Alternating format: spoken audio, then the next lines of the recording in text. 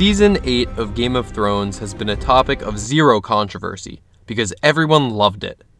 But there's one aspect of this masterpiece that I feel hasn't gotten nearly enough praise and attention: Bronn's character arc. So today on Critical Rants, we're diving face first into the complex, harrowing, and deeply logical journey of this foul-mouthed, murderous mercenary. And spoilers for Season 8, obviously. To briefly recap, Bronn is caught in the middle of several important events in the final season of Game of Thrones. First, Cersei, through Qyburn, hires him to assassinate Jaime and Tyrion. Then he leverages those bothersome brothers into awarding him with a bountiful castle and a lordship. And he ends his story with his election to the Small Council, earning the esteemed position of Master of Coin. Let's tackle each of these devious developments one by one, shall we? I don't know if I'm capable of explaining why Cersei hiring Bronn to kill Jaime and Tyrion is so genius, but I'll do my best to shed light into the revolutionary minds of David Benioff and D.B. Weiss. Now, Bronn's a very skilled swordsman, but he's not a proven assassin, right? Think about it though.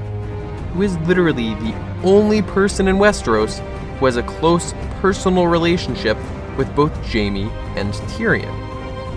Yeah, it's Bronn. Which is why it makes so much sense to send him to kill his two best friends, because the world of Game of Thrones is quite literally cutthroat. People are constantly betraying and backstabbing one another, and I just can't think of any characters in the show who have qualms about killing the people they're closest to. Now you might be asking, if she really wanted her brothers dead, why didn't Cersei just send a faceless man to kill Jaime and Tyrion? And to that I would say, have you even been paying attention? If you had a shred of awareness about Arya's storyline this season, you'd know that the Faceless Men have been cancelled. Their face-changing powers clearly don't work anymore because Arya never swaps faces once in Season 8, which is just so brilliant on the writers' parts because they subverted our expectations by having Arya train for years, only for her powers to hardly ever be utilized in the endgame. That's what we in the biz call good writing.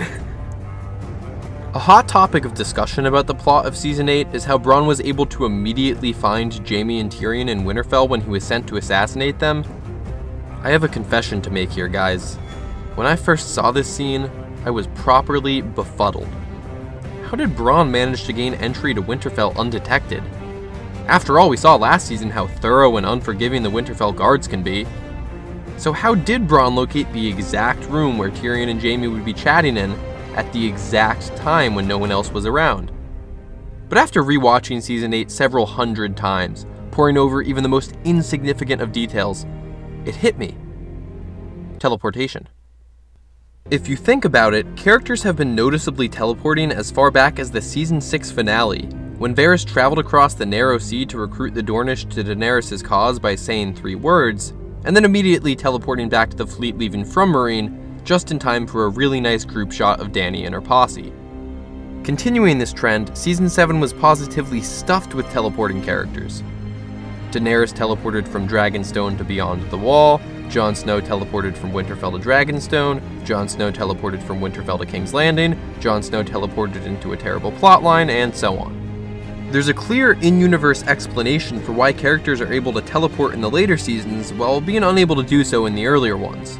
With the return of dragons and the White Walkers, we learn early on in the show that magic has come back to the world. Once dormant powers now stir and waken, which is why the supernatural elements of Game of Thrones crop up throughout the story at all. Once Daenerys and her dragons return to the soil of Westeros at the start of Season 7, it's obvious that this greatly bolstered the magical capabilities of the people living there, thus enabling them to teleport. And it's not like Bronn is the only character in Season 8 who teleports. Arya teleports behind the Night King in order to kill him, and I don't see anyone complaining about that. Another sublime portion of Season 8 involves Bronn's appointment to the position of Master of Coin. Now, some bumbling idiots on the internet have pointed out that Bronn says this line back in Season 3. I've never borrowed money before. I'm not clear on the rules. To the absolute doofuses who are touting this quote as evidence of the broken logic of Season 8, let me ask you this. Do you even like character development? Because that's what this is. Early in the series, Bronn doesn't know anything about financial transactions. But by the end of the series, he becomes the Master of Coin. He's grown as a character by learning about the ins and outs of the money lending industry. You might say that we're never shown this development, which is true, but there's a reason why we're never shown it. You see, Season 8 of Game of Thrones is the best season of television ever created because it subverts our expectations.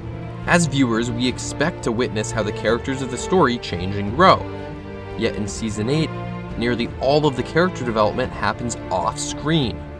So it makes perfect sense that Bronn would be a competent master of coin. He simply learned how to manage money, and probably how to read, entirely off-screen. Brilliant writing, D&D. I sincerely hope you win the Grammy. The sheer intellectual genius of Bronn being appointed to the small council doesn't stop there though. Remember in Season 7 when Bronn was given a choice between saving Jaime's life and looting a literal bag of gold coins, and he chose Jaime, thus symbolically prioritizing human life and friendship over wealth and power? Well, after rejecting coin in Season 7, Bronn becomes the master of coin in Season 8. And that's exactly the kind of layered character development that Game of Thrones is known for. In the final season, one of the largest shifts in the political landscape of Westeros occurs when Bronn receives Highgarden, the famously profitable former stronghold of House Tyrell, as a gift for threatening two rich guys with the crossbow.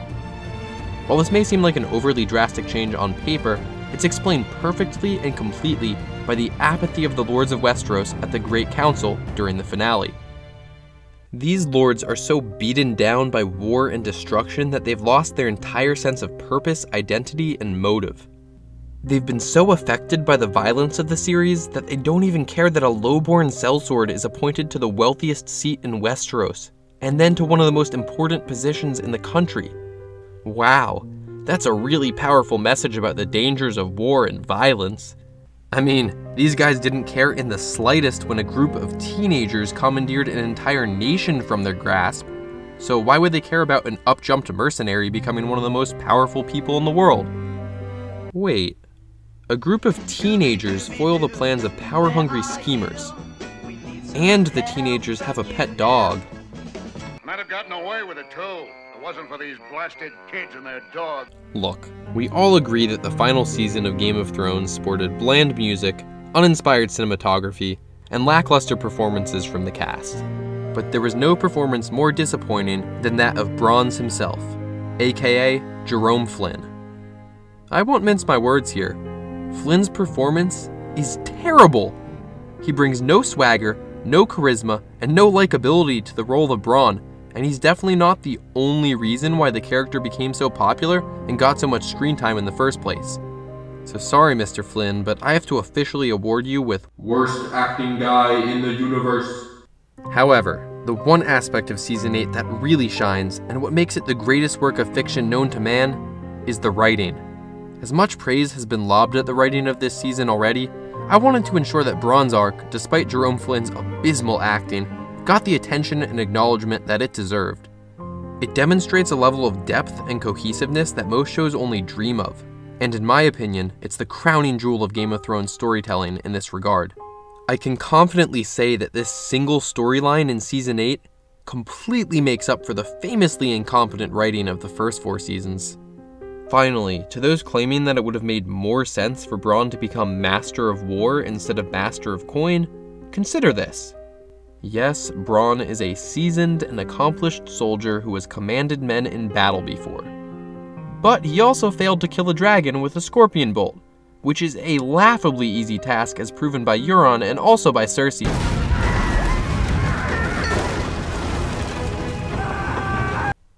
Never mind. Thanks for watching, guys. I'd love to hear your thoughts on the video and on the brilliantly executed final season of Thrones in the comments below. Follow me on Twitter and subscribe to my channel so you don't miss any other deeply serious Critical Rants content, and I'll see you next time when I talk about the best superhero show of 2019. Ghosty doo, where are you? You need to get some pets now. Ghosty doo, where are you? We really need some help now. Come on, Ghosty doo, I see you, pretending that you'll be fine. But you're not fooling me, cause D&D think Euron needs more screen time. You know we've we've got some dead to kill now, and Ghosty Do, be ready to attack. Don't hold back. And Ghosty Do, if you come through, you'll lose an ear and spill some blood upon your back. Jon Snow's whack. Ghosty, Ghosty Do, here are you. You do nothing but fighting. If we can count on you, Ghosty Do, I know we'll stop that Night King.